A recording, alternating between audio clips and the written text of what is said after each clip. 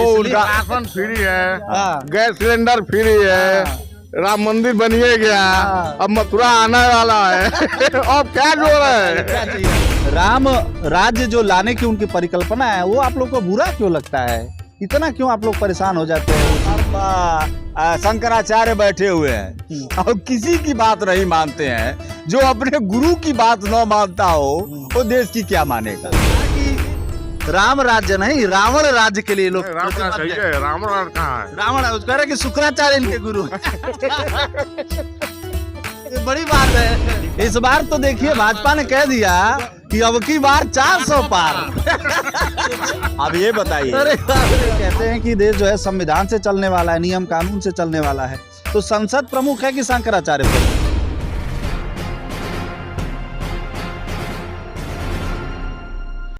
गुरु, चौराहे पे जो दुकानें होती हैं चाय की, वहां चाय की दुकानों पे जब चाय पकती है तो उसके साथ साथ चाय की चुस्कियों के साथ साथ राजनीति भी पकती है।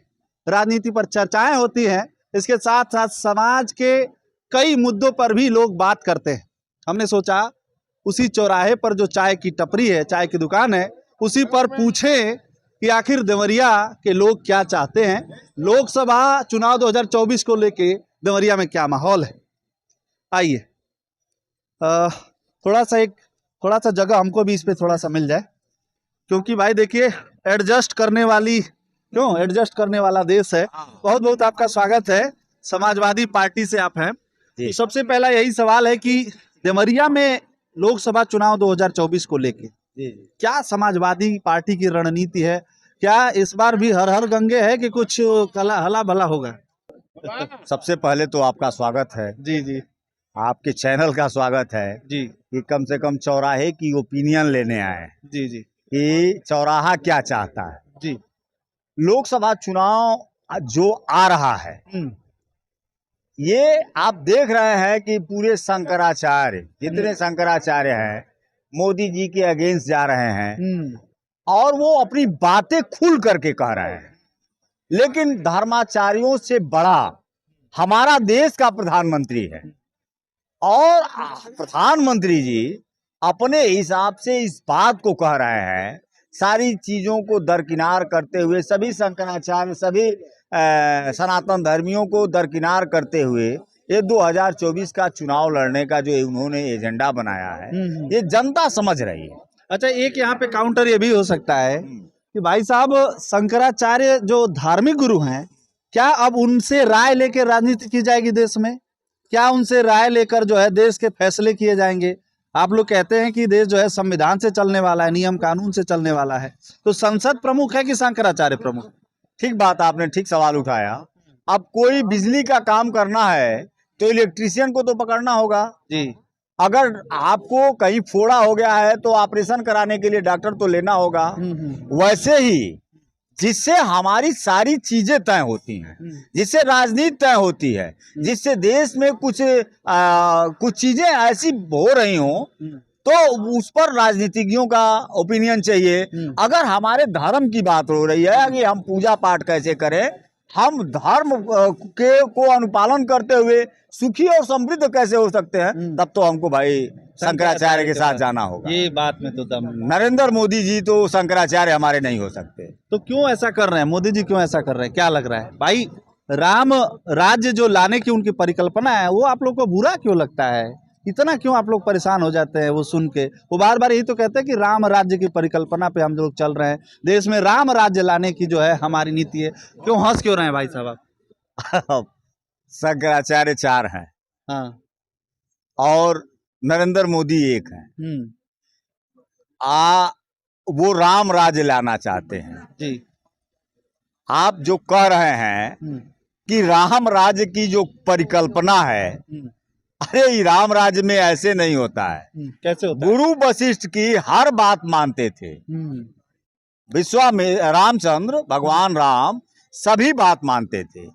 और एक ये है कि 4 धर्म शंकराचार्य बैठे हुए हैं और किसी की बात नहीं मानते हैं। जो अपने गुरु की बात न मानता हो वो देश की क्या मानेगा। सीधी सी बात है। मतलब राम राज्य, अरे रावण राज है, रावण राज है। और नहीं तो क्या है। शुक्राचार्य ये शुक्राचार्य से भी आगे के गुरु है। हाँ, राम राजे इसको कहते हैं। इनका गुरु फिर कौन है इनका? इनका गुरु शुक्राचार्य है, और कौन होगा? शुक्राचार्य की वो मतलब गुरु है उनके। हाँ, बिल्कुल। अच्छा, थोड़ी सी अब राजनीति की बात करें। बिल्कुल। समाजवादी पार्टी का जो इतना आप लोग भैया से भी पूछ आ जाइए, आप आ जाइए, बता देंगे। आ जाइए हम वो इसी में बात कर लीजिए, हमारी बात आ जाइए भाई साहब। हमारी बात इन्होंने कहा कि जो है राम राज्य, इसीलिए देखिए जो चौराहा है तो उसमें जरूरी नहीं कि बैठ के ही चर्चा होगी, ऐसे भी हो सकती है। इन्होंने कहा कि राम राज्य नहीं, रावण राज्य के लिए लोग रावण राज कहाँ है? रावण कह रहे कि शुक्राचार्य इनके गुरु हैं।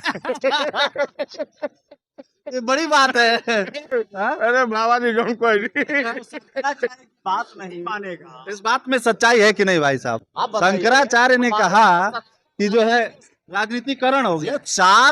चार मठों की स्थापना हुई, 4 शंकराचार्य बनाए गए, तो धर्म जब जो शंकराचार्यों की बात न माने तो क्या होगा? इस बात का क्या जवाब? कोई जवाब है? अरे वो जवाब का ही नहीं। जवाब देना चाहिए। कुछ तो बोलिए, कुछ तो। क्या शंकराचार्य की बात कर रहे हैं? 4 लोग बनाए गए। हाँ। अब बाकी लोग सब फेल रहे। नहीं शंकराचार्य किस लिए बनाए? जैसे हिंदुओं के जो धर्म गुरु है सबसे बड़े, शंकराचार्य से तो कोई बड़ा है नहीं, सारा ज्ञान उन लोग के ही पास है, तो आखिर उनकी बात क्यों नहीं माने आप लोग भाई साहब? वो कह रहे हैं कि इनको भी डर है, कहीं अनुशासन, कहीं तो वो डर रहे हैं। हाँ? वो डर रहे हैं। दिक्कत ये है, वो डर रहे हैं। क्या कारण है वो बताने? दिक्कत इनके साथ ये है कि अभी नरेंद्र मोदी जी ने लोकसभा में परिवारवाद का समर्थन किया। समर्थन किया? और क्या संसद में उन्होंने कहा है, अभी इसका विरोध किया। आप क्या बात? विरोध कहाँ किया? उन्होंने कहा क्या? कि जब सवाल उठा राजनाथ सिंह के लड़के पर और एक दो नेताओं के लड़के पर, तो इस बात पर जब विपक्षियों ने सवाल उठाया तो वो कहे कि अरे भाई ऐसा नहीं है कि वो लंबे समय से काम कर रहा है। आप ये बताइए, अखिलेश यहाँ लंबे समय से काम नहीं कर रहा है। आज तेजस्वी देश के किसी कोने में चला जाए, आज जितनी उसके पास फॉलोइंग, तेजस्वी के पास जितनी फॉलोइंग है उतनी फॉलोइंग है किसी के पास। आप देख लीजिए, युवा उनके पीछे, बिहार में तेजस्वी के पीछे, उत्तर प्रदेश में अखिलेश के पीछे पागल है। और आप इनको लोग, आप कह रहे हैं कि फॉलोइंग बहुत है, तो भैया चुनाव में क्या नहीं दिखता है? आपको चुनाव में जनता आपका साथ छोड़ के चली जा रही है। इस बार तो देखिए भाजपा ने कह दिया कि अब की बार 400 पार। अब ये बताइए, अरे हम 400 क्यों कह रहे हो? 400 पार की जो बात आप कह रहे हैं जी, आप ये बताइए, प्रधानमंत्री ये सदन में कह रहे हैं, यही नहीं कह रहे हैं। इधर आ जाइए, आप इधर आ जाइए प्लीज, आ जाइए। वोट भी बता रहे हैं, सब पे वोट भी बता रहे हैं कि कितने वोट हम पाएंगे। आप समझ सकते हैं कि ये ईवीएम क्या है, ये ईवीएम का खेल क्या है। आप लोग जो है सुनिए ईवीएम फेल है। नहीं, हम खराब है। आप कहीं जीत रहे हैं तो ईवीएम सही है। ईवीएम हैक करके आप लोग 400 पार इस बार कर देंगे। हैंग कहीं नहीं होता है। ईवीएम इलेक्ट्रिक चीज है, और ना कहीं एक वोट से 5 कहीं अधिका पड़ेगा वोट। ये बाबा डलवा दे भले। एक्चुअल देखिए, ये आरोप लगा रहे हैं कि भाई आप लोग जो है जबरदस्ती वोट डलवा दे। प्रधानमंत्री के पास कौन सा ऐसा आंकड़ा है, एक चुनाव लड़ेंगे, एक विश्वास है, काम किए हैं, जनता का विश्वास है, सबका साथ सबका विश्वास। जो उनका राशन फ्री है, गैस सिलेंडर फ्री है, राम मंदिर बनिए गया, अब मथुरा आने वाला है। अब क्या जो रहा है? क्या चाहिए आपको? एक्चुअल में अब हम जो रहा है, बोलिए एक बार सुन लिया जाए जी। जैसे इन्होंने जो कहा है कि फ्री का, तो भाई ठीक है, आप दुनिया के स्तर पर जा करके कह रहे हैं, और आप यही कह रहे हैं 83 करोड़ लोगों को मैं खिलाता हूं, और देश का तीसरा या 5वां ये बड़ा अर्थव्यवस्था का देश हो गया है, 5 ट्रिलियन डॉलर। हालांकि हमको एक बात में सच्चाई लग रही है कि 4 ट्रिलियन डॉलर एक आदमी के पास है, और 1 ट्रिलियन डॉलर में पूरा देश है, 140 करोड़ लोग हैं। इस बात में सच्चाई लग रही है। दूसरा जो इन्होंने कहा है कि और क्या चाहते हैं, 400 करोड़ की सड़क बनाते हैं, 800 करोड़ में बेच देते हैं। कोई ऐसी भी सड़क है जिस पर चलने का आप पैसा नहीं दे रहे हैं? टैक्स तो दे रहे हैं। आप तो बिना टैक्स बताइए, कैसे चलेगा? 500 करोड़ रुपए टैक्स तो देते हैं हम, कहाँ नहीं टैक्स देते हैं? टैक्स तो हम अच्छा आप बताइए, जितने आपके पास ये जो आप जूता पहन रखे हैं, ये जूते में कितने रुपए का मटेरियल लगा होगा? रॉ मटेरियल इसमें 50 रुपए का लगा होगा। आखिर में टैक्स लगा करके तो ही ये 2000 का जूता पड़ जा रहा है। जी, और वो 2000 का जूता पड़ रहा है, उसमें मजदूरी भी इनबिल्ड कर देंगे तब भी 50 रुपया कीमत नहीं आएगा। ये सरकार का टैक्स है कि जो आपको ये चीजें इतनी महंगी पड़ती हैं। अच्छा, ये सब आप जो बातें बता रहे हैं ये सब सच हो सकती है, लेकिन इस बार 2024 में फिर उनको इतना कॉन्फिडेंस कैसे आ गया, मैं समझ नहीं पा रहा। कॉन्फिडेंस क्या होगा इस बार? सपा इस बार भी सपा का देखिए समाजवादी पार्टी विचारधारा की पार्टी है और अपने ये इनको हंसना भी चाहिए, इनका लाजमी है। अब ये नहीं हंसेंगे, अब ये इनके जब ये डरते हैं तो ईडी भेजते हैं, सीबीआई भेजते हैं, ये बात जेल में उठवा के बंद करवाते हैं। बात है। अब मैं यहीं से गायब हो जाऊंगा क्योंकि इनकी सरकार है और ये गायब कराते भी हैं। अच्छा, और अभी तक जेएनयू का एक छात्र नेता आज तक वापस नहीं आया, कहाँ गया? उसको उसी मामले में किसी को कोर्ट खड़े खड़े जमानत दे रही है, किसी की डेस्क पे चढ़ता ही नहीं है, सुनवाई नहीं होती है। तो जब सुनवाई नहीं होती है और वो सुना ही नहीं जाता है तो आप समझ सकते हैं कि इस देश की राजनीति तानाशाही है, किस तरह किस दिशा में जा रही है। अब मोनोपोली चल रही है। जो हमने कह दिया, जो हमने बता दिया वही सही है। इसका कोई सलूशन नहीं है क्या? है क्या तोड़ है इसका? कब तक लोग समझेंगे? तो समझ जाएंगे, लोग नहीं समझ रहे हैं। समझ जाएंगे, समझने में बहुत टाइम नहीं है। अब लोगों के पास क्या है कि राजनीति भी इधर थोड़ी राजनीतिक गिरावट आ गई, स्तर में राजनीतिक गिरावट आ गई है। और राजनीति के गिरने का जो सबसे बड़ा आशा है, एक बीच आप लोगों ने देखा होगा कि बाहुबली विधायक बन रहे थे, अब बाहुबली कहीं दिख रहे हैं ना? अब तो कमी आई है, गिरावट आई है, बिल्कुल गिरावट आई है। अब पूंजीपति आ गए हैं।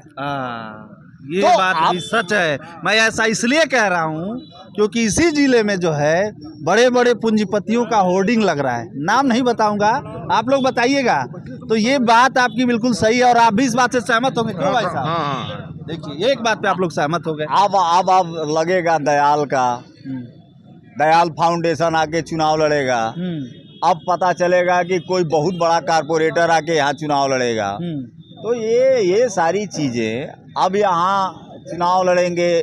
समाज सेवी हो गए हरेंद्र जायसवाल, जो अब बड़े समाज सेवी, अब जो जितना रुपया कमा करके अब विनय शंकर तिवारी बड़े हो जाएंगे, कहने का आशा है, हाँ वो बड़े समाज सेवी हो जाएंगे।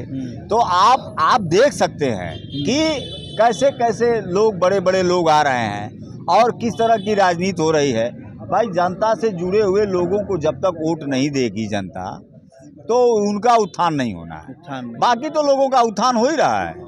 अब हम हैं, हम रोज लगातार नीचे की तरफ जा रहे हैं। आम जनता महंगाई, हम का मतलब हम ही से थोड़ी में है। समझ गया, वी द पीपल। हाँ, फॉर द पीपल नहीं है, वी द अब ये है, कह रहा है कहाँ महंगाई है। इसी चौराहे पे 5 रुपए का चाय पीते थे, ये हमको 5 रुपए में चाय दिलवा देंगे? क्यों भाई साहब, आप बताइए, दिलवा देंगे? दूध खरीद के लाएगा। गाय को लोग कितना रखता, एक आदमी रखता गाय भाई। अर्थव्यवस्था पे चर्चा होगी तो थोड़ी लंबी हो जाएगी। हालांकि अभी बहुत कुछ चीजें आप लोगों ने बताई और मुझे लगता है कि चौराहे पर जो चर्चा है वो इसीलिए जरूरी हो जाता है। पत्रकारिता का स्तर भी कहीं ना कहीं गिरा है और जो है कारपोरेट की तरफ वो चीजें गई। और ये बता दे रहे हैं कि इस बार देवरिया के लोगों ने ठान लिया है, किसी बाहरी को, कोई बाहरी आएगा तो देवरिया के लोग यहाँ सबक सिखाएंगे। किसी दल से आएगा उसको हम लोग जीतने नहीं देंगे, जैसे हर बार सिखाते हैं। हाँ, नहीं, हर बार नहीं सिखाते हैं। इस बार आप बाहरी पे ये बात तो सही, बाहरी ये बात सहमत है आप? हाँ, इस पर मतलब बाहरी प्रत्याशी न हो। हाँ, अभी भाई कम से कम जो है इस एक बात पे जो है सपा और भाजपा के जो है ये समर्थक हैं, प्रवक्ता हैं कह लीजिए, और इन लोग की सहमति कम से कम इस बात पर तो बनी है कि भैया यहाँ पे कारपोरेट लोग आके चुनाव लड़ रहे हैं, बाहरी लोग लड़ रहे हैं और उनको जो है चुनाव नहीं जीतने देना है। बाकी आज की चर्चा यहीं पर समाप्त करते हैं। कल हम फिर आएंगे भैया, और किसी चाय की दुकान पर ही चाय की चुस्कियों के बीच जब चाय पकेगी तो सियासी चेतना पर राजनीति भी धीमी आंच पर पकेगी। बहुत बहुत धन्यवाद आपका समय देने के लिए। देखिए ऐसे बुद्धिजीवी लोगों की समाज में आवश्यकता है जो बोलें और स्पष्ट बोलें। बने रहिए हमारे साथ। नमस्कार।